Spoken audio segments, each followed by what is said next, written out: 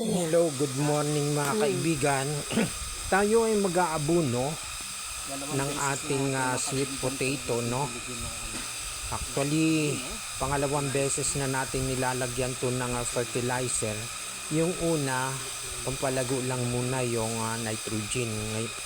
Ngayon, dahil kailangan na nilang magkaroon ng phosphorus at saka potassium, so dinagdagan natin yung nitrogen at saka phosphorus saka potassium para at least kompleto na sila, di ba?